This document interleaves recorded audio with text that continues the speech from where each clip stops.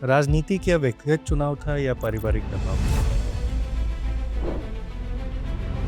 ये एक व्यक्तिगत मेरा डिसीजन था कि मुझे चुनाव लड़ना है। हमने देखा है, राजनीतिक लोगों को भी देखा है और इंसान से कैसे मिलना है, जुलना है, उनसे डील कैसे करना है। आपके पिताजी जिस पॉलिटिकल पार्टी से एसोसिएटेड हैं, उस पॉलिटिकल पार्टी की सरकार रही हैं। बावजूद वो एजुकेशन सिस्टम उतना बेहतर तब भी नहीं हुआ और अब भी हमें नज़र नहीं आता।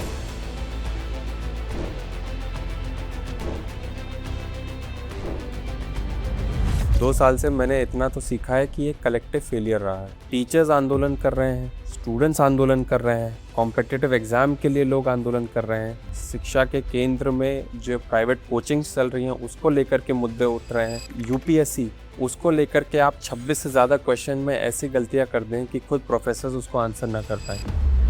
आपने क्या संसद का गंभीर जब पहला स्पीच तैयार किया, एक मुश्किल बड़ा पल होगा कि भाई क्या रखूं, क्या हटा दूं। मुझे याद है कि जब मेरी स्पीच स्टार्ट हुई थी मेरे पास 8 पन्ने थे और 2 ही पन्ने में बेल बज गई थी। ये बात है कि शायद मैंने प्रधानमंत्री जी पे डायरेक्ट कटाक्ष कर दिया था। तो एक चीज़ मैंने सीखी है कि जो भी कटाक्ष करना है या फिर जो भी आलोचना करनी है वो एंड में करिए। एंड में जब आप करेंगे तो माइक बंद भी कर देंगे तो ठीक है। तो ये तरीका मैंने सीखा। राहुल गांधी या प्रधानमंत्री से अब डायरेक्ट मुलाकात हुई क्या? उनकी इंटरैक्शन बहुत कम है। वो आते हैं तो सदन के अंदर भी पूरे उनकी सिक्योरिटी के साथ सदन के अंदर आते हैं। हालांकि सदन में सिर्फ एमपीज ही होते हैं फिर भी। कुछ महिलाओं ने अटैक कर दिया था ना। हाँ, वो बता रहे थे कि कुछ महिलाओं ने अटैक भी कर दिया था। सदन में मैं बोलना चाहता था कि हम कुछ मांगे लेकर के आए, हमारी बात सुनी जाए। जायज़ मांगे हैं, आप मानिए, खत्म करिए बात को और आगे बढ़िए। बस इतनी सी बात है। शायद इतनी सी बात सिस्टम में रह करके ढल जाती है, भटक जाती है, क्या होता है पता नहीं। 25 या 26 बरस में आपकी ऐसी क्या उपलब्धि थी जिसकी वजह से आपको समाजवादी पार्टी ने संसद का टिकट दिया?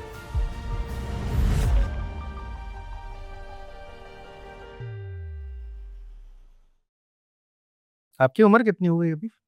27। काफी यंग है, हम ही लोग बुजुर्ग हो रहे हैं।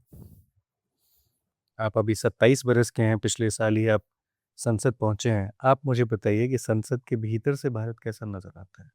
आयरनी ये है कि सबसे नौजवान सांसद होने के नाते जब मैं पहले संसद में पहुंचा और वो पहला सिटिंग थी जहाँ पे पूरी कैबिनेट थी, प्रधानमंत्री जी थे, लीडर ऑफ ऑपोजिशन थे और इस देश के प्रमुख नेता वहाँ पे बैठते हैं। तो मुझे भी यकीन नहीं हो रहा था कि कहाँ मैं बैठा हूँ या फिर उसकी गंभीरता क्या है। हालांकि लोग जब देखते हैं बाहर से, मीडिया में देखते हैं या फिर दिल्ली कभी आते हैं तो बाहर से जब घूम के जाते हैं तो इमारतें बहुत बड़ी दिखती हैं और ऐसा लगता है कि जैसा आपने जिक्र किया कि पूरे देश की दिशा और दशा यहीं से तय होती है। पार्लियामेंट के अंदर बहुत मिक्स्ड फील है। एक तो ये है कि उसकी गंभीरता कि वहाँ पे क्या चर्चा होनी है, कब होनी है। दूसरा कि क्या मुद्दे उठने हैं और किस तरीके से उठने हैं, क्योंकि वहाँ पे एक्सपीरियंस लोग भी बहुत हैं और अब की बार कई फर्स्ट टाइम मेंबर्स भी आए, तो सीखने को बहुत मिलता है। आप पार्लियामेंट में कुछ भी कभी भी नहीं बोल सकते और पार्लियामेंट सिर्फ एक प्रधानमंत्री जी या फिर लीडर ऑफ ऑपोजिशन से नहीं चलता। ये पार्लियामेंट में जा कर के मुझे पता चला कि हर उस सदस्य, हर उस मार्शल, हर उस कर्मचारी से पार्लियामेंट पूरा बनता है। अगर कोई भी इधर से उधर हो गया तो पार्लियामेंट फंक्शन नहीं कर सकता। बाहर से ये लोगों को लगता है कि सिर्फ प्रधानमंत्री जी बोलते हैं, लीडर ऑफ ऑपोजिशन बोलते हैं, जिनकी बाइट चलती है, जिनका वीडियो वायरल होता है और उन ऐसा लगता है कि पूरा देश उन्हीं के ही बदौलत चल रहा है। लेकिन ऐसा नहीं। एक एक मेंबर की पार्लियामेंट में उतनी ही प्रमुखता है, उतनी ही उनकी इम्पोर्टेंस है कि अगर वो नहीं रहेंगे तो प्रधानमंत्री जी भी नहीं रहेंगे और अगर हमारी तरफ से हम नहीं रहेंगे तो लीडर ऑफ ऑपोजिशन भी नहीं रहेंगे। पुष्पेंद्र, मैं एक और चीज़ जानना चाहता हूँ कि राजनीति क्या व्यक्तिगत चुनाव था या पारिवारिक दबाव? नहीं, पारिवारिक दबाव तो बिल्कुल नहीं था और एक व्यक्तिगत डिसीजन था वो। मुझे याद है कि पहली बात, आप भी हो या कोई भी हो 25 साल की उम्र में एक्टिव पॉलिटिक्स में नहीं आना चाहेगा, अभी सोचेगा। हाँ, वही विदेश जाके आप पढ़ रहे जी। थे। और उसी देख रहे थे, यूथ, बहुत कुछ ख्यालों में होता है और ये हालांकि ड्रामा। हमारे इंडिया में यूथ पॉलिटिशियन का जो एज है जिसको डिफाइन करते हैं यूथ पॉलिटिशियन, वो 40s के बाद आता है। और लेकिन ये एक व्यक्तिगत मेरा डिसीजन था कि मुझे चुनाव लड़ना है। और आप कह सकते हैं कि मेरा रुचि राजनीति में बचपन से ही रही है। हमने देखा है, राजनीतिक लोगों को भी देखा है, और इंसान से कैसे मिलना है, जुलना है, उनसे डील कैसे करना है, वो बचपन से सीखा है। और डिसीजन भी यही था कि अल्टीमेटली जब पॉलिटिक्स में आना है तो अभी से क्यों नहीं। अगर मैं 35 साल की उम्र में पॉलिटिक्स में डिसाइड करता आने के लिए, तो मैं 10 साल ऑलरेडी खो चुका होता। तो इसीलिए मैंने ये इंडिविजुअल डिसीजन लिया कि 25 साल में मैं शुरुआत करूं। पहला चुनाव होगा, अगर हार भी जाऊंगा तो सीखने को मिलेगा, और जीत जाऊंगा तो उससे बड़ा एक्सपीरियंस तो कुछ नहीं रहेगा।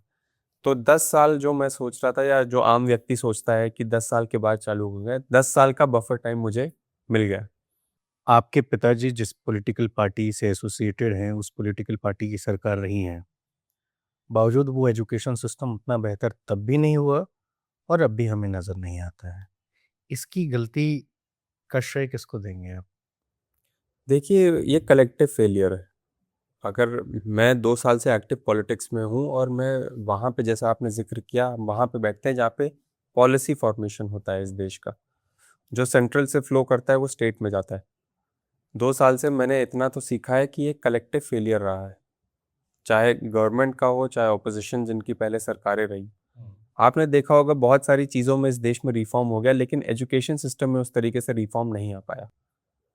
और इंडिपेंडेंस के बाद सबसे ज़्यादा क्राई आउट अगर आज के तारीख में किसी चीज़ में है, तो वो एजुकेशन सिस्टम के रिफॉर्म में है। थोड़ा सा ब्रीफ करके समझाइए, क्योंकि एकदम नए एमपी से मिल रहा हूँ तो जाहिर सी चीज़ है, बहुत सारे आइडियाज़ आपके दिमाग में घूम रहे होंगे। पूरा ब्रीफ करिए। देखिए, हम किस दिशा में चल रहे हैं, हमको उस पर फोकस करना पड़ेगा। अगर आपको लगता है, एक बहुत अच्छी चीज़ थी चरवाहा स्कूल्स की, जो चरवाहा विद्यालय, हाँ, बिहार में लालू प्रसाद यादव। देखिए उसकी खूबसूरती ये थी कि आपके पास शिक्षा चल करके आएगी, आपको शिक्षा मिलेगी। आज हम देख रहे हैं उसके परे 1 लाख प्राइमरी स्कूल्स का क्लोजर होना। आज हम देख रहे हैं किस तरीके से नेशनल एजुकेशन पॉलिसी जो आई है, जो सबसे बड़ा रिफॉर्म कहा जा रहा है एजुकेशन सेक्टर में, स्टेट्स उसको अडेप्ट नहीं करना चाह रहे हैं। उस पर अडेप्ट नहीं करना चाह रहे हैं, उसको अडॉप्ट भी नहीं करना चाह रहे हैं। उनके अपनी एजुकेशन पॉलिसी पे वो फोकस करना चाह रहे हैं। कई खामियां हैं उसमें। स्टूडेंट्स यहाँ पे पेपर लीक, सबसे बड़ा दुर्भाग्य ये है कि जो अपने आप को एक विश्व गुरु कहते हैं हम, और लार्जेस्ट डेमोक्रेसी कहते हैं, वहाँ पे 90 से ज़्यादा पेपर लीक हो जाते हैं। पेपर लीक अगर 1 या 2 किसी भी देश में हो, और इतना बड़ा आंदोलन हो जाए, सिर्फ एक व्यक्ति इस्तीफा नहीं देगा, पूरी सरकार गिर जाती है। और ये हमने देखा है बड़े बड़े डेमोक्रेटिक कंट्रीज में। एजुकेशन रिफॉर्म की जो मैंने बात की, और आप जो चर्चा करना चाह रहे हैं, मैं यही बोलूँगा कि पूरा प्राइमरी से लेकर के हायर एजुकेशन से लेकर के तैयारी तक, जितने भी कम्पिटिटिव एग्जाम्स हैं, वहाँ पे स्ट्रीमलाइन नहीं है। स्ट्रीमलाइन नहीं है वहाँ पे। आप एजुकेशन का बजट देखिए कि क्योंकि हालांकि मैं ऑपोजिशन में हूँ, जितनी मेरी रिसर्च है कम से कम 10 साल पहले की मोदी गवर्नमेंट की, एजुकेशन के बजट में कटौती हुई है। जीडीपी का एजुकेशन का जितना भी योगदान रहा है उसमें कटौती है। आप टीचर्स आंदोलन कर रहे हैं, स्टूडेंट्स आंदोलन कर रहे हैं, कॉम्पिटिटिव एग्जाम के लिए लोग आंदोलन कर रहे हैं, शिक्षा के केंद्र में जो प्राइवेट कोचिंग्स चल रही हैं उसको लेकर के मुद्दे उठ रहे हैं। आपके यूपीएससी सबसे प्रमुख परीक्षा, उसको लेकर के आप 26 से ज़्यादा क्वेश्चन में ऐसी गलतियां कर दें कि खुद प्रोफेसर उसको आंसर ना कर पाए। कल मुझे यूपीएससी स्टूडेंट्स आकर के मिले, उनको कोर्ट के चक्कर काटने पड़ रहे हैं, और ये हर साल की कहानी है। हमारे एस्पिरेंट एक और बैठे हैं, सॉल्ट में है। तो देखिए, ये तो जानते होंगे, और इन्होंने खुद झेला भी होगा मुझे लगता है। तो आप बताइए, जिसके लिए आप जाने जाते हैं वो परीक्षा ढंग से नहीं करा पा रहे हैं। तो एजुकेशन सिस्टम में रिफॉर्म तो लाना पड़ेगा, और इसमें कोई भी, मुझे लगता है कि छोटी ऊपर या छोटी बात होनी चाहिए कि हमको सीखना चाहिए और देशों से किस तरीके से आप रिफॉर्म ला सकते हैं। जो मैं लेटेस्ट एग्जांपल दे देता हूँ, इतना बड़ा आंदोलन हुआ हमारा, आप लोगों ने कवर किया, हम भी वहां पे जाने का काम किया। वो एक बिल आ चुका है पेपर लीक के और उसके जो भी माफिया को रोकने के लिए। 2 साल के बाद पेपर लीक हो जाता है। बिल के अमेंडमेंट को लेकर के इतनी बड़ी चर्चा होती है सदन में, लेकिन जब हमने खुद बिल पढ़ने का काम किया तो उसमें सिर्फ इम्प्रिजनमेंट बढ़ाया गया है, पनिशमेंट बढ़ाई गई है। पेपर को सोर्स पे कैसे लीक उसको रोका जाए, उस पर कोई चर्चा नहीं है, कोई बात नहीं है। अगर सरकारी सिस्टम के लोग ही उस सिस्टम, क्या धर्मेंद्र प्रधान जी खुद उसमें एक लौते व्यक्ति थे जो सब पेपर लीक करवा रहे थे? क्या लोगों को पता नहीं कि पूरे सिस्टम में ऐसे लोग बैठे हुए हैं जो बार बार पेपर लीक करा रहे हैं, जो इन्फॉर्मेशन प्रोवाइड करते हैं, पैसा वसूली करते हैं, सबका अपना अपना काम डिवाइडेड है। तो आप सिस्टम चेंज करिए। सिस्टम आज के दिन वही है, सिर्फ मंत्री बदल गए, चेहरा बदल गया। तो कल को अगर पेपर लीक होगा तो वो मैं और आप फिर से नहीं रोक पाएंगे। क्या आपने छोटे लोगों पे कोई कार्रवाई की या फिर अधिकारियों पे कोई कार्रवाई की? आपने सिर्फ मिनिस्टर का चेहरा बदल दिया, तो उससे कुछ नहीं होता है। आरोप और सजाएं मतलब कितनी होती है हमारे देश में, तो सब कोई जानता देखिए, है। वो तो अब जुडिशरी पे भी क्वेश्चन पूरे देश में उठने लग गए हैं, किस तरीके से अगर आप एक तरफा एक पक्ष के हैं तो आपको कम सजा मिलेगी, आपको सजा ही नहीं मिल पाएगी। लेकिन अगर आप दूसरे पक्ष के हैं तो फिर अगर आपने कुछ किया भी ना हो तब भी आपको सजा हो जाएगी। तो ये तो हम देख ही रहे हैं। और अभी लेटेस्ट एग्जाम्पल्स आपने देखे होंगे, उस पर चर्चा तो नहीं करूंगा, लेकिन स्टूडेंट्स की बात मैं करूंगा। 15 साल की बेटियों को 25 साल का लिख करके एफआईआर दर्ज हो रही है उत्तर प्रदेश में। तो कैसा हमारा सिस्टम है ये सब लोग जानते हैं। आप कौशाम्बी लोकसभा क्षेत्र की अगर हम बात करें तो आपके पास ऐसे क्या आइडियाज़ हैं, या फिर जो अभी आइडियाज़ आप हमें बता रहे हैं, क्या आप एक आइडियल डिस्ट्रिक्ट, आइडियल संसदीय क्षेत्र बना सकते हैं कौशाम्बी में अगले 5 साल में? जो आपके आइडियाज़ हैं उसका छोटा छोटा अंश दिखाई दे सकता है वहाँ पे? अगर आइडियल उसकी बात करें तो 5 साल में तो मैं नहीं बना सकता। और ये मैंने चुनाव में भी बात बहुत ढंग से रखी थी, और मैंने बोला था कि कौशाम्बी की डेमोग्राफी ऐसी है कि कौशाम्बी प्रयागराज के पास है। प्रयागराज एक प्रमुख सिटी होने के कारण सबसे पहले अगर केंद्र की स्कीम्स या फिर राज्यों की स्कीम्स आएगी तो प्रयागराज में सबसे पहले आएगी।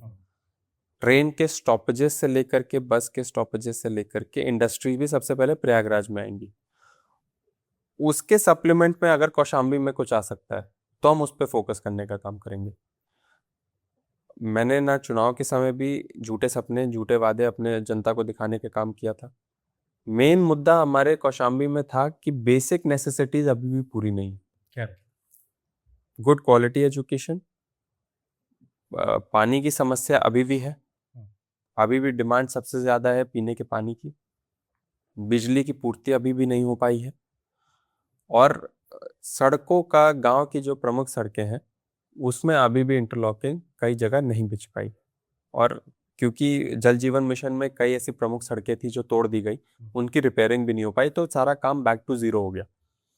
कम से कम बेसिक जो नींव जिसको कहते हैं, मैंने बोला था कि मैं अपनी नींव को पहले स्ट्रॉन्ग कर सकूं ताकि उस पर जब हम बिल्ड करें तो नींव नहीं टूटनी चाहिए। तो बेसिक नेसेसिटीज कम से कम अपने लोगों को पहुंचा सके। इसलिए जो हमारे पास पहले एमपी लैड्स से जो पैसा आया था पानी की आपूर्ति के लिए, हमने वाटर पंप देने का काम किया था। ठीक है। बिजली के सोलर पैनल्स देने का काम कर रहे हैं।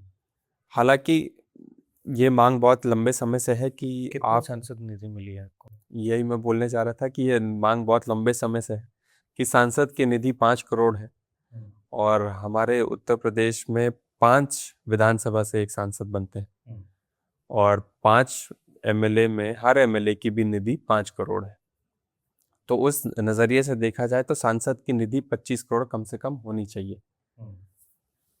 देखिए, मैं और आप ये जानते होंगे कि सांसद का काम ये नहीं है कि आपको गवर्नमेंट से कोई फंड मिला और उसको आप जा कर के डेवलपमेंट में लगाएं। सांसद का और कई कंट्रीज में सिंपल काम ये होता है कि आप इस देश की पॉलिसीज बनाने का काम, ट्रू, उस पर चर्चा करने का काम। मैं आपके 5 करोड़ खर्च आपने किए या नहीं किए ना, नहीं नहीं मैं बिल्कुल नहीं पूछने वाला नहीं, हूँ। मेरे को आपके मैं तो माध्यम ये से जनता को पूछूंगा भी बताना ये बहुत जरूरी कि है। अगर आप संसद में हैं जी। तो आप चाहें और आप इतने कैपेबल हैं कि आप किसी भी नेता, मिनिस्टर के पास जाके उसको बोल सकते हैं कि भाई हमारे यहाँ प्रॉब्लम है, इससे इतने सारे लोग प्रभावित हैं और हमें इसके लिए कोई एक सोल्यूशन चाहिए।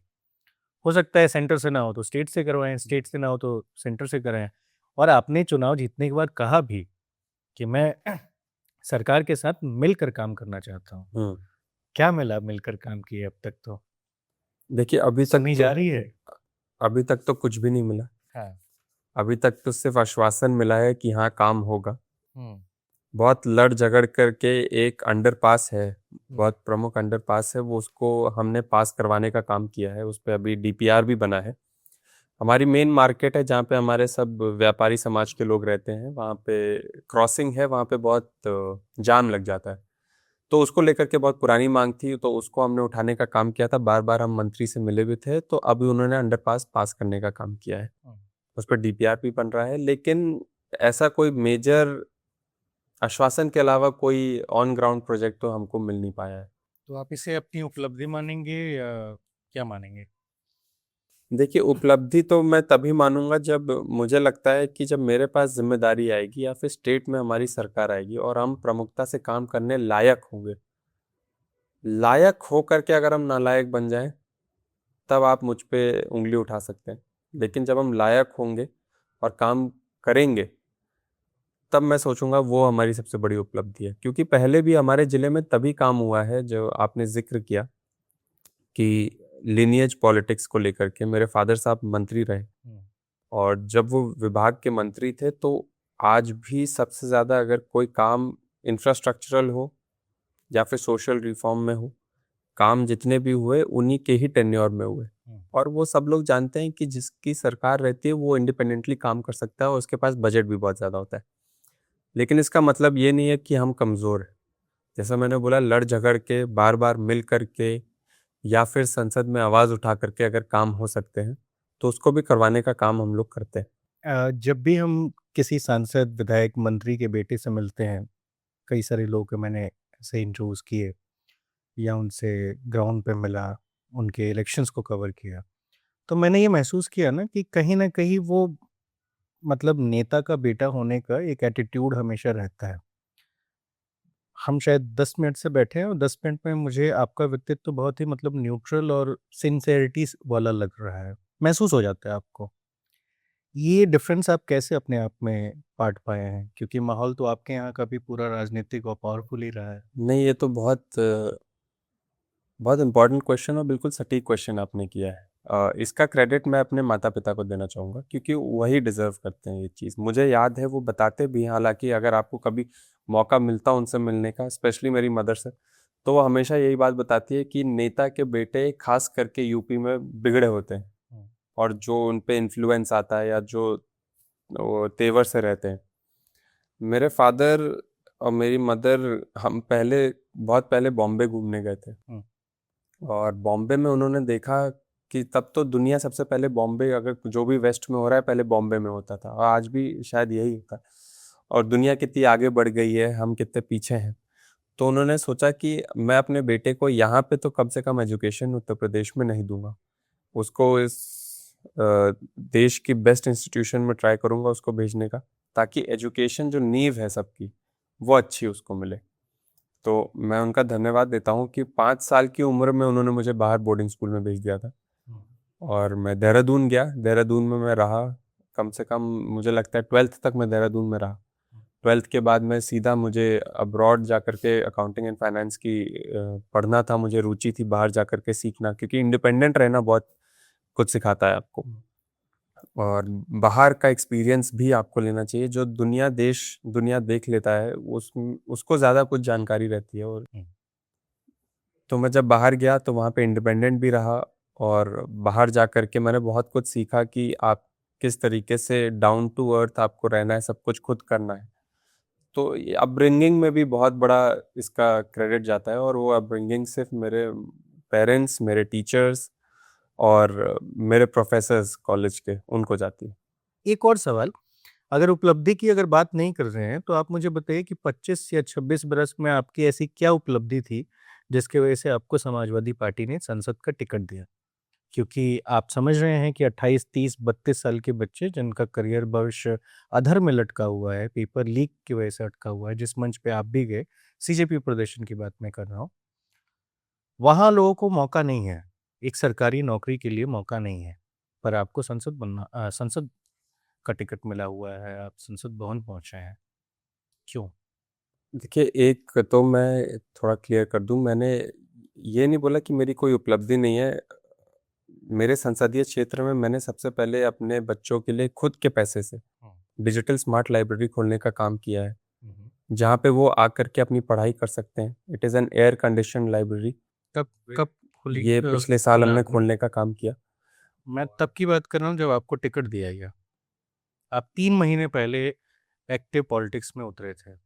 नहीं नहीं, मैं उसी पे आ रहा हूँ। मैं पुरानी बात को लेकर के क्लैरिफाई कर रहा हूँ कि जो डिजिटल लाइब्रेरी हमने बनाई वो मेरे लिए सबसे बड़ी उपलब्धि इसलिए है क्योंकि जैसा मैंने बोला, प्रयागराज हमारे बच्चे जाते हैं पढ़ने के लिए, उनको वो एनवायरनमेंट नहीं मिल पाता, उनके एनवायरनमेंट को कंड्यूसिव एनवायरनमेंट मिल पाए, इसलिए हमने वो डिजिटल लाइब्रेरी खोली और निःशुल्क आकर के वो पढ़ाई करते हैं। तो अगर आप मुझसे पूछेंगे कि मैंने सरकारी लाभ वहाँ पे जितना पहुँचाना था पहुँचा सकता था, लेकिन एक निजी लाभ जो सबसे बड़ा फ्लैगशिप प्रोजेक्ट मेरा था, जो मेरी सबसे बड़ी उपलब्धि है, तो वो है एक smart digital library free of cost हमारे बच्चों के लिए, जिसको हम एक्सपैंड हर ब्लॉक में करेंगे। हालांकि जब आपने बात की कि मेरा सांसद बनना और क्यों टिकट मिलना, राष्ट्रीय अध्यक्ष जी अखिलेश यादव जी से मैं एक बार मिला था और पहली मीटिंग में वो कन्विंस होकर के उनके आखिरी शब्द ये थे कि आप सांसद का चुनाव लड़ेंगे क्योंकि समाजवादी पार्टी को पढ़े लिखे लोग नेतृत्व करते हुए पार्लियामेंट में चाहिए। उसके बाद जब मैं फिर से उनसे मिला तो उन्होंने बोला चुनाव आ रहा है और राम मंदिर का इतना बड़ा उधर डिबेट चल रहा था, राम मंदिर की लहर चल रही थी कि बहुत से लोग चुनाव का टिकट लेना भी नहीं चाह रहे थे। सबको लग रहा था कि राम के नाम पे वोट पड़ेगा और सब हार जाएंगे। तब मैंने, इसलिए ये मेरा इंडिपेंडेंट डिसीजन रहा कि अगर हारना भी होगा तो ठीक है, सीखने को मिलेगा। मैंने खुद अपने तरफ से उस पर अप्रोच किया और राष्ट्रीय अध्यक्ष जी ने मेरे को टिकट देने का काम किया। उसके बाद जब मैं पॉलिटिक्स में गया, कैंपेनिंग किया, तो लोगों को अच्छा लगता है कि एक नौजवान हो आए, एक नए चेहरा आए, एक नई सोच के साथ आए। आपकी जो सोच वाली बात है उसको अगर मैं क्लैरिफाई करूं या फिर एक्सटेंड करूं, मेरे से कई बार इंटरव्यू में पूछा गया और आज भी मैं फिर से इस चीज़ को दोहरा देता हूं कि कास्ट, क्रीड और रिलीजन के बारे में मैंने इतना पढ़ा नहीं मतलब ही नहीं मुझे। और मेरे बस को सीख पढ़ना भी नहीं लीजिएगा, है। लेकिन सीख लीजिएगा। नहीं, मेरे को जितना सीखना है और जितना मुझे जानना था वो मैं जान चुका हूँ, मैं उसमें डीप नहीं घुसता हूँ। और मैंने बार बार ये चीज़ बोली कि मुझे सीखना भी नहीं है क्योंकि आप जितना सीखेंगे आप उस दलदल में घुस जाएंगे। स्टूडेंट प्रोटेस्ट रहा, मैं as a youth parliamentarian student protest में जाकर के जुड़ने का काम किया। आज इंडिया गठबंधन की सरकार है झारखंड में इतना बड़ा स्टूडेंट प्रोटेस्ट चल रहा है। अभी मैंने वीडियो कॉन्फ्रेंस के जरिए अपने स्टूडेंट से बात की।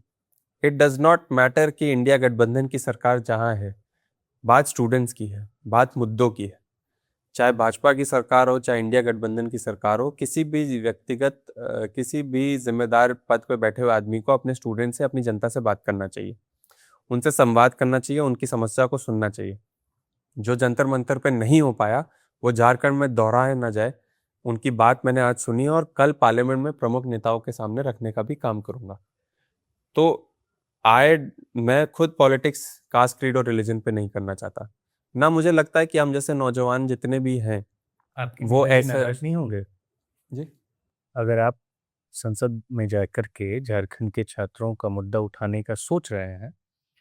तो आपके नेताजी नाराज नहीं होंगे? देखिए, अखिलेश जी की ये खास बात बहुत है कि वो छोटी छोटी, जिसको कहते हैं ना राजनीति, ये छोटी राजनीति से प्रभावित नहीं होते। ये मुद्दा स्टूडेंट्स का है। पर ये तो बहुत बड़ी राजनीति है। उन्होंने सदन के अंदर भी ये चीज बोली थी कि समाजवादी पार्टी, कांग्रेस या बीजेपी का मुद्दा ये नहीं है, ये स्टूडेंट्स का मुद्दा है। अगर हम खड़े हैं तो स्टूडेंट्स के लिए खड़े हैं, हमारी वजह से स्टूडेंट्स नहीं खड़े हैं। क्योंकि बहुत पॉलिटिकल एंगल देने की कोशिश की गई कि हमने कैप्चर कर लिया या फिर हमारे जाने से ये पॉलिटिकल हो गया। ये पॉलिटिकल नहीं हुआ था, ये इमोशनल मुद्दा था, ये स्टूडेंट्स का मुद्दा था। हम एड कर रहे थे। अगर विपक्ष की भूमिका भी हम नहीं निभाएंगे तो हमारा पॉलिटिकल सिस्टम में होने का कोई भी मतलब नहीं बनता। हमारे नेता से मैंने एक बार पूछा, क्योंकि आप परमिशन लेना आपको ज़रूरी है, और उनका 2 मिनट बाद फ़ोन आया कि आप जा सकते हैं, उसमें आपको हमसे पूछने की भी ज़रूरत नहीं। बहुत बुलंदी से मैंने जंतर मंतर में 3 बार 4 बार गया, सुबह भी गया, शाम भी गया और आवाज़ भी उठाने का काम किया। अपनी पर्सनल भी और पार्टी की तरफ से भी। मुझ जैसे नौजवान व्यक्ति को जब भी मैं कोई ऐसा बड़ा मुद्दा होता है और अपने नेता से बात करने की कोशिश करता हूँ, वो सबसे पहले पूछते हैं कि तुम बताओ क्या चाहते हो, तुम जो कहोगे मैं वो कहूंगा।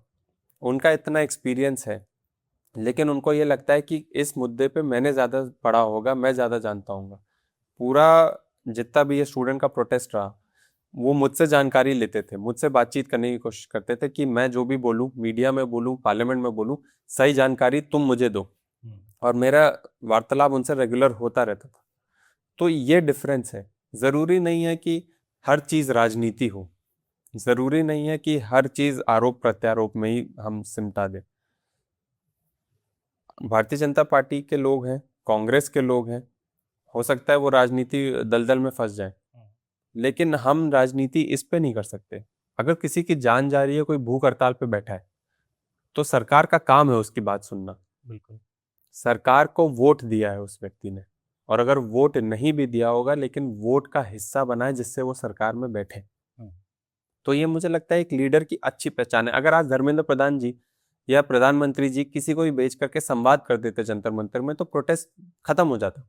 नहीं, ये तो खैर स्टूडेंट की मांग ही नहीं थी ना कि किसी को भेज दो, नहीं, वो तो नहीं, डायरेक्ट उन्हीं उनकी को मांग रहे थे ना। एग्जैक्टली मैं वही बोल रहा हूँ कि धर्मेंद्र प्रधान जी या तो चले जाते या प्रधानमंत्री जी खुद नहीं जाते, किसी को भेज देते, तो स्टूडेंट का प्रोटेस्ट मुद्दा ही नहीं होता, वो खत्म हो जाता। वो मांग अगर मान ली जाती, इस्तीफा भी नहीं होता। अगर मुझे लगता है शिक्षा संवाद मंत्री अगर खुद हो जाके जाते, कह दे कि भाई ये गलती हुई है अगर वो सिस्टम से। संवाद कर लेते, तो इस्तीफा भी नहीं होता। मैं खुद वहां पे स्टार्टिंग में भी गया था जब वहां पे 300-400 लोग ही थे, और बाद में भी गया जब वहां पे हजारों लोग थे। अगर ये पहले ही संवाद चालू हो जाता तो आज इतनी बड़ी नौबत नहीं आती। और आज के दिन भी ये स्टूडेंट्स को डिटेन कर रहे हैं, ये स्टूडेंट्स को टेररिस्ट बता रहे हैं, तो ये अहंकार है, ये सरकार नहीं, ये अहंकार है। प्रहलाद जोशी सही लगा जब शिक्षा मंत्री उनको बना दिया गया तो? देखिए, प्रहलाद जोशी की राजनीति में इतना जानता नहीं, ना मैंने इतनी फॉलो की है, लेकिन जब मैंने पहले दिन पार्लियामेंट में उनके मंत्री बनने के बाद जो डिस्कशन हुआ, उनका बिहेवियर देखा, तो मुझे खुद अच्छा नहीं लगा। और कई पार्टी के प्रमुख नेताओं ने, चाहे सुप्रिया सूले जी हो, उन्होंने अपनी वक्तव्य में भी ये बात कही। जिस तरीके से वो उछल रहे थे, भाग रहे थे, वो स्पीकर को रिक्वेस्ट कर रहे थे कि उनके सांसदों को ज़्यादा बोलने दिया जाए, दूसरे सांसदों को बैठाया जाए, प्रियंका गांधी वाड्रा को ऑथेंटिकेट करना चाहिए या फिर उनको चुप रहना चाहिए, उनका माइक रोकना चाहिए। ये कैबिनेट मंत्री की एक गरिमा होती है, वो उनको सूट नहीं किया। रही बात उनकी पर्सनल, उसको जो प्रियंका गांधी जी ने भी उजागर की कि उन्होंने किसको सपोर्ट किया, किनके रेपिस्ट के बाहर रिलीज होने पे जश्न मनाया, और उनका एजुकेशन बैकग्राउंड क्या है। उनका एजुकेशन बैकग्राउंड तो इतना बड़ा है नहीं, बट उनका आरएसएस बैकग्राउंड बड़ा है, शायद इसीलिए उनको नेक्स्ट इन लाइन मंत्री अभी बनाया गया। हालांकि मुझे पसंद नहीं आया उनका बिहेवियर और उनका तौर तरीका। कभी आपके साथ इंटरेक्शन हो? मेरा उनके साथ कभी इंटरेक्शन नहीं हुआ। मैंने सिर्फ पार्लियामेंट में देखा, और जितना भी मैंने सीमित रूप में देखा, पहले तो खैर जो वो पहले दूसरे विभाग के मंत्री थे वो पीछे बैठते हैं, तब तक ठीक था। लेकिन जब ये मुद्दा गर्मा गर्मी हुई, तो बहुत सेंसिटिव मुद्दे में इतना शोर शराबा करना और सीट से इधर उधर भागना, ये शोभा नहीं देता है। ठीक है, अब संसद का अनुभव जरा मुझे बताइए, कैसा चल रहा है संसद? और जब आप संसद में गए पहली बार, बाहर से तो आपको भी अखिलेश जी देख रहे होंगे, चलो उन्हीं की पार्टी में है तो आप कनेक्ट कर लिए। अब जब आप कुछ बोलने वाले होते हो और आपको पता होता है कि मेरा नेता यहीं बैठा हुआ है, कहीं कुछ गलती हुआ, क्या होगा क्या नहीं होगा, मतलब क्या क्या फील होता है? जैसा मैंने बोला कि मैं पहली बार और कई महीने जब संसद गया, तो बहुत सरियल सी फीलिंग थी, पता नहीं था कि आप कहाँ बैठे हैं। और ऑफ कोर्स ये बात है, वो पैराडाइम शिफ्ट जब हुआ, तो एक 25 साल के नौजवान को अगर संसद, देश की सबसे बड़ी संसद भवन में बैठा दिया जाए, तो मुझे लगता है आप इमेजिन भी करेंगे तो ऐसा लगेगा कि कहाँ, कैसे, क्यों। बट अभी भी कभी कभार जब मैं बैठता हूँ तो हिट करता है कि मैं कहाँ हूँ, उसकी गंभीरता क्या है, उसकी गरिमा क्या है। अच्छी बात यह है कि संसद भवन में मैंने जो सोचा था कि हमारी, शायद मैं अकेला हो जाऊंगा या साइडलाइन कर दिया जाऊंगा या फिर हमारी बातों को उतना सुना नहीं जाएगा, वो नहीं है।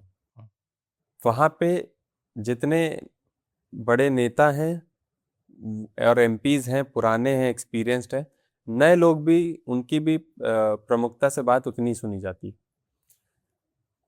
हमसे राय भी ली जाती है, हमसे संवाद भी होता है। और मुझे याद है वो पहला दिन सबसे ज़्यादा अगर किसी ने हमको कंफर्टेबल कराने का काम किया तो वो एक्सपीरियंस लीडर्स ने कराने का काम किया। और बड़े बड़े लीडर्स जिनका मैं नाम नहीं लूँगा, लेकिन उन्होंने हमको तौर तरीका भी सिखाया, बताया भी कि कब क्या होता है, कब ज़ीरो आवर होता है, कब आपको बोलना है, कैसे बोलना है। और मुझे अपनी पहली स्पीच याद है, बहुत संघर्ष के साथ रात भर बैठने के बाद रात के 8 बजे या 7 बजे मेरी स्पीच आई थी।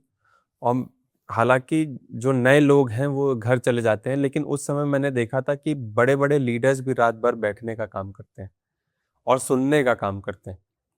मेरी पहली स्पीच थी, बहुत बड़े बड़े लीडर्स बैठे हुए थे रात के 8 बजे, मैंने अपनी स्पीच दी और उसके बाद उन्होंने मेरे को कॉन्ग्रेचुलेट भी किया। हालांकि उनकी तो ज़रूरत थी भी नहीं, बट वो आपको टच करता है कि भाई आपने क्या संसद का गंभीरता। जब पहला स्पीच तैयार किया तो आपके लिए भी एक मुश्किल भरा पल होगा कि भाई क्या रखूं, क्या हटा दूं, क्या सोच रहे थे और क्या था वो पूरा मैटर? नहीं देखिए, दोबारा देखना पड़ेगा, मैं वीडियो में लगा दूंगा, नहीं लेकिन नहीं मैं चाहता बिल्कुल हूं कि आप मुझे बताएं। नहीं। मैं देखिए वो पहली स्पीच थी तो हटाने की तो कुछ गुंजाइश थी ही नहीं। सब ये था कि क्या क्या रख दूं, क्या स्टैब्लिश क्या हो बोल जाए। दूं। और क्योंकि मुद्दे इतने होते हैं हाँ। तो ऐसा लगता है कि सब के आ जाएं। और अभी तक मेरे से ये गलतियां होती हैं क्योंकि टाइम बहुत सीमित होता है। लेकिन जब आप ड्राफ्ट करने बैठते हैं और जितनी भी आप फोल्डर फाइल, चाहे क्षेत्र के मुद्दे हों या फिर राष्ट्रीय मुद्दे हों, लेकर के बैठते हैं तो ऐसा लगता है कि 4 लाइन इसकी भी बोल दूं, 4 लाइन इसकी भी बोल दूं, ताकि सबकी बात आ जाए, किसी को निराशा ना हो। और समय भी नहीं मिलता है। मुझे याद है कि जब मेरी स्पीच स्टार्ट हुई थी मेरे पास 8 पन्ने थे और 2 ही पन्ने में बेल बज गई थी और फिर पूरी स्पीच हड़बड़ा सी गई थी। लेकिन फिर भी किसी तरीके से मैंने उसी समय ऑन स्पॉट चीजें काट काट के स्पीच को फिनिश किया। ये बात है कि शायद मैंने प्रधानमंत्री जी पे डायरेक्ट कटाक्ष कर दिया था या सरकार पे डायरेक्ट कटाक्ष कर दिया था, इसलिए माइक जल्दी ऑफ हो जाता है। तो एक चीज मैंने सीखी है कि जो भी कटाक्ष करना है या फिर जो भी आलोचना करनी है वो एंड में करिए। पहले सारे मुद्दे रख दीजिए, एंड में जब आप करेंगे तो माइक बंद भी कर देंगे तो ठीक है। तो ये तरीका मैंने सीखा है, ये एक नया तरीका है जिसमें मैंने अडेप्ट किया है। तो अब मेरी स्पीच का फॉर्मेशन मुझे पता है, लेकिन अभी भी कुछ चीज कटती नहीं है, सब जो जुड़ती जाती है। एक और चीज बताइए, राहुल गांधी या प्रधानमंत्री से अब डायरेक्ट मुलाकात हुई? प्रधानमंत्री जी से कभी मुलाकात नहीं हुई। और एक बार वो हॉल के सामने से क्रॉस करके जाते हैं, वो कम आते हैं सदन के अंदर। पहचानते तो होंगे ही। मुझे नहीं लगता पहचानते हैं, क्या? उनकी इंटरैक्शन बहुत कम है। अच्छा। अ, शायद प्रधानमंत्रियों का ऐसे ही रहता होगा या फिर नहीं रहता होगा, मुझे पता नहीं। लेकिन शायद अपने एमपी से भी, और विपक्ष का तो छोड़ ही दीजिए, इंटरैक्शन बहुत कम है। वो आते हैं तो सदन के अंदर भी पूरे उनकी सिक्योरिटी के साथ सदन के अंदर आते हैं। हालांकि सदन में सिर्फ एमपीज ही होते हैं फिर भी। नहीं, वो कुछ महिलाओं ने अटैक कर दिया था ना। हाँ, वो बता रहे थे कि कुछ महिलाओं ने अटैक भी कर दिया था। मुझे समझ में नहीं आया कि कहाँ अटैक किया, क्योंकि कोई उनके पास तो जा नहीं पाता है। नहीं, राहुल और गांधी भी चले गए थे एक बार, पता जब भी नहीं, लेने गए ये थे। सब देखिए सब मैं क्या बताऊं। तो उनका आना बहुत कम है। और राहुल गांधी जी से मुलाकात हो जाती है, वो तो नॉर्मली सदन में रहते हैं, चाहे बाहर घूमते फिरते उनकी हो जाए या फिर सदन के अंदर भी वो कैजुअली वॉक इन करते हैं, कैजुअली चले भी जाते हैं। ऐसा नहीं है। प्रधानमंत्री जी का प्रोटोकॉल रहता है कि आप वो सदन के अंदर आएंगे तो लोगों को पहले पता होगा, फिर उठेंगे, जय श्री राम के नारे लगाएंगे, जो जितना जोर से नारा लगाएगा उसके उतने नंबर बढ़ेंगे। तो ये सब चलता रहता है। और ये सब मैंने नोटिस भी किया है कि आधे से ज्यादा लोग जो सत्ता पक्ष के हैं वहां पे कुछ लोगों में डिवाइडेड है। ये लोग नारा लगाने के लिए हैं, ये लोग टेबल बजाने के लिए हैं, लेकिन कभी जनता के मुद्दे रखने के लिए नहीं है। और ज्यादा आवाज आती है जब प्रधानमंत्री जी आते हैं, बस उनसे ज्यादा इंटरेक्शन है, उससे ज्यादा इंटरेक्शन नहीं है। संसद भवन में अमूमन जब नया कोई जाता है तो कई सारे लोग मतलब ऐसे होते हैं जिनको वो अपना मतलब सोचता है कि ये मैं फ़ैन हूँ इस आदमी का, ये इनके भाषण बहुत अच्छे होते हैं, या और कई लोग ऐसे होते हैं कि मैं यार इस आदमी से तो कभी नहीं हाथ मिलाऊंगा, ऐसे कुछ। नहीं, हाथ न मिलाने वाले तो नहीं, लेकिन जिनको मैंने देखा, बहुत पहले से फॉलो किया, शशि थरूर जी से मैं मिला। हालांकि 1-2 बार मिला हूं मैं, और शायद वो हमेशा भूल जाते हैं। लेकिन उनको बार बार याद दिलाता हूँ। लेकिन मैं उन समय स्टार्टिंग में पार्लियामेंट में उनसे मिला था और काफ़ी सांसद को भूल जाते हैं शशि थरूर, उम्र हो गई है। हम 25 साल 27 साल में हैं हम तो, वो तो ऐसा नहीं है उम्र क्या, शायद इतने अफरा तफरी में। बट मैं जब मिला तो बहुत अच्छी तरीके से मिले और मेरे बारे में पूछा भी उन्होंने। उनके तौर तरीका बात रखने का और सभ्यता से जिस तरीके से रखते हैं वो डिटेल फैक्ट्स, तो मुझे पसंद था, तो मैंने उनको अपने आप को इंट्रोड्यूस कराया। दूसरा जिस तरीके से जिस एग्रेशन के साथ और बिल्कुल फ्लो के साथ महुआ मोहित्रा जी बोलती हैं, तो उनसे भी मेरी मुलाकात है। अब तो खैर अब तो बात होती रहती है। और हमारे लीडर से तो पहले से ही मुलाकात थी। प्रियंका गांधी जी से मैं मिला क्योंकि वो इलाहाबाद की उनकी लिनियज रही है और मैंने इंट्रोड्यूस भी किया उनके उनके बेटे के साथ। हम लंदन में भी थे तो फिर मैंने बताया भी और वो काफ़ी इंटरेस्ट से हमारी 3-4 मिनट बात हुई, तो अच्छा था। आप ये नहीं कभी लगा कि जैसा लोग कहते हैं ना कि अरे बड़े लीडर्स तो ऐसे साइड कर देते हैं या फिर कुछ ऐसा, ऐसा नहीं था। वो बहुत अच्छी तरीके से सुनते भी और मुझे लगता है कि यंगर्स को ज़्यादा प्रेफरेंस भी दी जाती है, उनकी बात भी सुनी जाती है और रिफ्रेशिंग लगता है। तो इसलिए इनफैक्ट जैसा मैंने बोला कि अखिलेश जी जो भी ये प्रोटेस्ट चल रहा था जिस तरीके से भी, तो वो हमसे पूछते थे, हम जितने भी यंग लोग हैं, और हमको आगे आगे करके इवन प्रोटेस्ट में बोला कि तुम लोग जाओ और लीड करो जो भी करना है। तो लीडर्स में वो रहता है कि शायद ये लोग अभी सिस्टम में ढले नहीं हैं या उस दलदल में घुसे नहीं है, तो ये नए हैं। और यंगर्स का देखिए ये रहता है कि जल्दी से जल्दी काम हो, साइन करने में देरी मत करो, फाइल को रख रख के देरी मत करो, जल्दी काम हो ताकि हम दूसरी चीज में पहुंच गुस्सा आता सकें। होगा ना बहुत। 2 साल में तो वो देखिए ऐसा हो गया है कि अब समझ क्या एकदम वो हो गए हैं, क्या कहते हैं, जैसे वैक्सीन की तरह होता है ना। और स्टार्टिंग में तो बहुत गुस्सा आता था कि अधिकारी पता है कि साइन करना है, फाइल बंद हो जाएगी, उसी के प्रेशर कम हो जाएगा, लेकिन फिर भी साइन नहीं करेगा। मुझसे इनफैक्ट इंडियन एक्सप्रेस के एक पत्रकार पूछ रहे थे कि जेनजी का क्या सोच है, तो मैंने बोला कि सदन में मैं बोलना चाहता था, हालांकि मुझे बोलने का मौका नहीं दिया गया। अगर कोई जेनजी सांसद जेनजी की भाषा में, आसान भाषा में उनको समझा पाता है कि जेनजी चाहता क्या, तो जेनजी यही चाहता है कि आप जल्दी जल्दी काम करिए, सही काम करिए, जल्दी करिए, मुद्दों की बात रखिए और आगे बढ़िए। आपने इस्तीफा करा लिया, मांग मान ली, कॉन्फ्रेंस करके, प्रेस कॉन्फ्रेंस करके ऐलान कर दिया, 3 से 4 घंटे में जेनजी उठ करके जंतर मंतर खाली करके चला गया। ना उसके बाद कोई विवाद हुआ, ना कुछ हुआ, ना जेनजी की तरफ से कोई रिटेलिएशन था। सही बात। तो जेनजी यही चाहता है कि हम कुछ मांगे लेकर के आए, हमारी बात सुनी जाए, जायज मांगे हैं, आप मानिए, खत्म करिए बात को और आगे बढ़िए। जितना जल्दी का, इतना फास्ट पेस वर्ल्ड है ये, आप जल्दी जल्दी काम करेंगे तो फिर जल्दी जल्दी देश भी आगे बढ़ेगा। बस इतनी सी बात है, शायद इतनी सी बात सिस्टम में रह करके ढल जाती है, भटक जाती है, क्या होता है पता नहीं। 2024 में तो खैर जीत गए। इस बात का डर था लगभग लोगों को कि हार जाएंगे, पर जीत गए जी। क्या वो माहौल दोबारा 2027 के चुनाव में दिखेगा, विधानसभा चुनाव में? आपको क्या नजर आ रहा है कि क्या पॉसिबिलिटीज है कि समाजवादी पार्टी सरकार बना सकती है? देखिए, समाजवादी पार्टी सरकार बना सकती है और पहले से ज़्यादा अच्छा माहौल है। माहौल इसलिए अच्छा है क्योंकि हमने देखा कि रिसेंटली कंक्लूडेड तमिलनाडु इलेक्शंस में स्टूडेंट्स ने जिस तरीके से बढ़ चढ़ के उस इलेक्शन में पार्ट लिया, अपने पेरेंट्स को समझाया, क्योंकि तमिलनाडु का स्टेट इंचार्ज भी मैं था, मैं गया भी था और कई पत्रकारों से मैंने बात की। वहाँ पे जो डीएमके है उनका कैडर बहुत स्ट्रांग है और आज भी बहुत स्ट्रांग कैडर है और बहुत पुराने वोटर्स हैं, जिसको कहते हैं लीनियज वोटर्स, फिर वो कहीं और वोट नहीं देते। पहली बार ऐसा हुआ कि स्टूडेंट्स ने हाथ पकड़ करके अपने माता पिता का विजय थालापति जी को वोट करवाया। हमने जो आक्रोश अभी देखा, और आक्रोश अब सिर्फ एक मंत्री जो स्टार्ट हुआ था वो प्रधानमंत्री जी पे आया, तो कहीं ना कहीं इनकी शाख पे जब इफेक्ट पड़ा तो इन्होंने तुरंत मंत्री का इस्तीफा ले लिया। अभी भी वो आक्रोश है, अभी वो आक्रोश प्रधानमंत्री जी पे है। 2 प्रमुख मुद्दे हैं, दूसरा है चंदा चोरी का।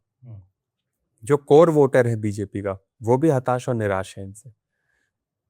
आपने राम के नाम पे छल छलावा किया, भ्रमित करने का काम किया। मान लीजिए आपने 2 बार सरकार भी बनाई, केंद्र में भी सरकार बनाई, राज्य में भी सरकार बनाई, लेकिन चंदा की चोरी क्यों की? चंदा की चोरी जब मुद्दा उठा तो वो इतनी जल्दी उसकी आग फैली कि ये लोग खुद भी नहीं सोच पाए थे कि इतनी जल्दी फैल जाएगी। अभी तक मेन लोगों की गिरफ्तारी नहीं हुई। अभी तक छोटे लोगों को जेल भेज करके पकड़ करके वो फाइल कहाँ गई, वो स्पेशल टास्क फोर्स को जो सौंपी गई थी उसकी क्या रिपोर्ट आई, क्या मीडिया के सामने किया गया, कितने की चोरी हुई, कैसे चोरी हुई, कुछ भी नहीं पता। सरकार अपने अहंकार में सब कुछ खो बैठेगी, चाहे स्टूडेंट प्रोटेस्ट में हो, चाहे इस चंदा चोरी के मामले में हो। अयोध्या इसलिए हारे, अयोध्या का मैसेज शायद पूरे देश में जरूर गया होगा, लेकिन अयोध्या इसलिए हारे क्योंकि अयोध्या के लोगों को पहले ही पता था कि इनके नीयत क्या है। वो जानते थे किस तरीके से वहाँ पे लैंड माफिया हो रहा है, वहाँ पे वसूली हो रही है, वहाँ पे मुआवजा कमाया जा रहा है लैंड में। मंदिर के निर्माण में 40% कमीशन खोरी हो रही है, बताइए। और आज जो चंदा चोरी का मामला है, ये दो स्टूडेंट और चंदा चोरी का मामला ऐसा है जो डायरेक्ट इनके वोटर्स पे इफेक्ट डालता है। स्टूडेंट्स ने भी नए तरीके से प्रधानमंत्री जी को देखा कि शायद ये हमारे देश को आगे बढ़ाएंगे, आज वो उनके खिलाफ है। खुद बीजेपी के कोर वोटर्स या फिर हिंदू वोटर्स जिनको वो बोलते हैं, उनकी आस्था के साथ बड़ा खिलवाड़ हुआ आज। 10 रुपए से लेकर के 1 करोड़ रुपए या फिर करोड़ रुपए तक जिसने भी डोनेट करने का काम किया, सबकी चोरी हो गई। तो आज वो बहुत दुख में है कि इन लोगों ने सिर्फ और सिर्फ राजनीति के लिए हमारा फायदा उठाया, तो वो भी इनके अगेंस्ट है। कई ऐसे छोटे मुद्दे हैं, अभी भी किसानों के पास खाद नहीं है यूपी में, अभी भी किसान मर रहा है, भटक रहा है, अभी भी बिजली के बिल को लेकर के इतनी बड़ी समस्या है, बिजली आ नहीं रही है। ये तो बड़े मुद्दों के नीचे छोटे दबे हुए मुद्दे हैं। अब की बार ये अच्छी बात है कि धर्म के नाम पे राजनीति नहीं हो पाएगी। जो धर्म के नाम पे चोरी हो गई वो उजागर हो गई, तो धर्म के नाम पे ये बांट नहीं पाएंगे। अब मुद्दों की राजनीति हो, अब लोकतंत्र को बचाने की राजनीति हो। अब ये बात होगी कि किस तरीके से आप हमारी जो जीवन है उसको व्यापन करने में किस तरीके से एड कर सकते हैं। शिक्षा की बात करिए, आप रोजगार की बात करिए, यही तो मांग है। सही है। हर स्टूडेंट अगर खड़ा हो जाएगा तो हर परिवार का वोट टर्न हो जाएगा। और अब की बात स्टूडेंट रेडी है। जंतर मंतर पे जो आए थे स्टूडेंट्स, कौन थे वो? उत्तर प्रदेश के थे मैक्सिमम। आप तो गए थे, उत्तर प्रदेश बिहार के मैक्सिमम स्टूडेंट्स थे। हालांकि क्योंकि डेमोग्राफी इतनी है कि शायद जल्दी वहां पे दिल्ली पहुंच सकते हैं उत्तर प्रदेश बिहार के लोग, साउथ के नहीं आ पाए, लेकिन जितने भी लोग थे साउथ के भी लोग थे और हर जगह से लोग आए हुए थे। राइट। तो बस उसी का रेजोनेशन हमको 2027 में देखने को मिलेगा। और सिर्फ पार्टी विशेष की मैं बात नहीं कर रहा कि पार्टी को कुछ और एक्स्ट्रा करना है। जो आक्रोश है आम जनता का इनके विरुद्ध, वही चुनाव जिताने के लिए हमको पर्याप्त रहेगा। बढ़िया, शुक्रिया भाई बातचीत करने के लिए। बहुत धन्यवाद। तो सॉल्ट देख रहे थे आप, हमारे साथ समाजवादी पार्टी के एमपी पुष्पेंद्र सरोज जी थे। शुक्रिया। और देख करके बताइए, नए हैं तो बहुत सारे सवाल नहीं भी होने जरूरी हैं, क्योंकि अभी 1.5 बरस 2 बरस में क्या ही सवाल पूछे जाए, लेकिन जब 5 साल हो जाएगा तो खूब सवाल पूछे जाएंगे। और यूपी चुनाव में मैं उम्मीद करता हूँ कि हम दोनों मिलेंगे। बिल्कुल। और कौशाम्बी में आऊँगा, और आप जहाँ भी होंगे, घूमा जाएगा तो कुछ ना कुछ तो मिलेगा ही। तो हम लोग देखेंगे कि कैसा चुनाव चल रहा है और क्या उम्मीदें हैं, क्या जो बातें आज आप कह रहे हैं, क्या वो छात्र उस तरीके से कनेक्ट हो भी पा रहे हैं या नहीं हो पा रहे हैं। लंबी चर्चा होगी। शुक्रिया। बहुत धन्यवाद।